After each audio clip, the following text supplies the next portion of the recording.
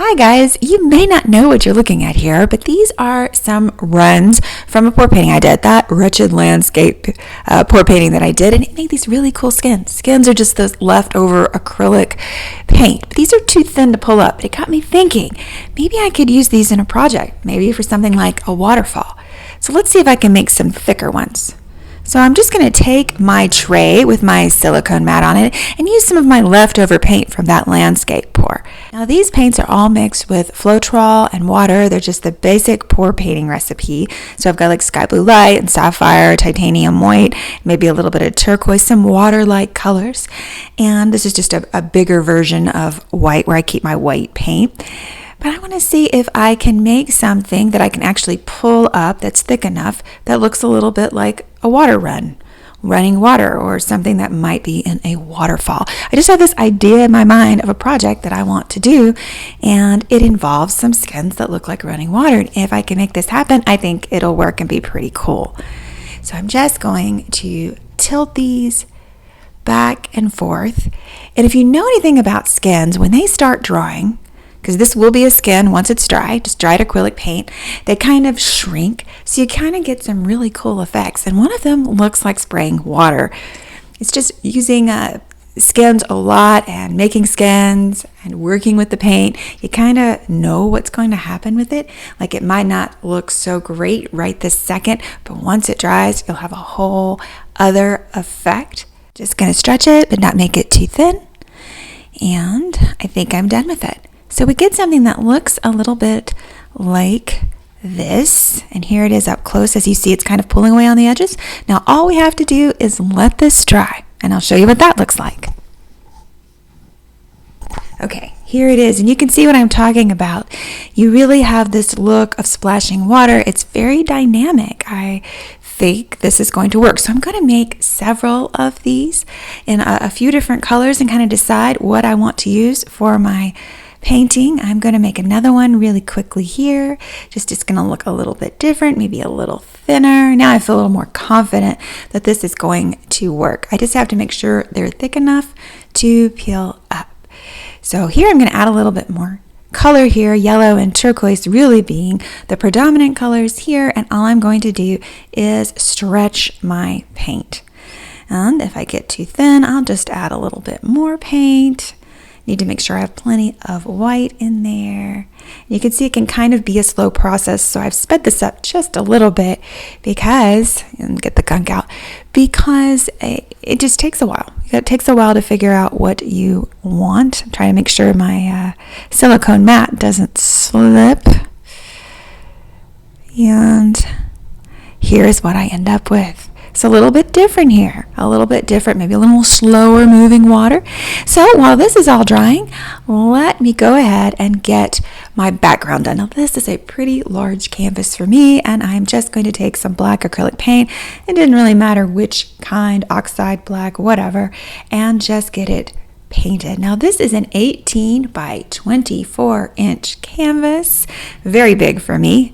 I'm probably going to have a hard time getting it in with the camera, but I'm going to go ahead and just paint it, brush it. I just like to brush, but you can obviously blow it out with some pour paint and let it dry. I don't want it to take so long to dry. I want to go ahead and work on it. And I'm just going to soak up a little bit of the paint. It takes up some of those brush strokes that are there and makes a really cool kind of texture on the background. And here we are. We're ready to really get started with our background. Now I'm going to be, this is just water by the way, I am going to be doing a more traditional acrylic painting for my background. Just kind of simple. So this isn't really made to be an acrylic painting tutorial. I'm just adding some whites and then some purples, and I'm going to make kind of a twilight sky. And I want this to kind of be in nature, kind of in between time periods. I'm going to be putting in some clouds. As you can see here, I am just tapping in some white paint with a flat brush and adding some pinks and purples until I get the effect that I want. Just continue to layer the paint. I want both light and dark. On one side, I'm going for kind of a dark feeling, like we're in between day and night, or maybe early morning here. And then I'm just tapping in on the other side lighter with my lighter colors on the bottom, and I'm going to come in with some darker colors on the top. I love using a paper towel to kind of get that ethereal look and kind of thin out my paint. I'm coming in with some yellow ochre here and just more white, tapping it all in. And I love making the little wispies. You can just make little wispies by pulling it with a paper towel. If you've never seen that, I'm sure many of you have better techniques than I do. But I love that idea of incorporating acrylic painting with pour painting techniques like skins. When I'm done with my clouds, I began building my landscape in shadow, making some trees with a fan brush with 2 different colors of Prussian blue. Not all Prussian blues are the same. And I want kind of a mountainous look with trees. So I'm just adding my trees in, and just, you can see here clearly just dotting those in with the fan brush, and then adding a little bit of the blue.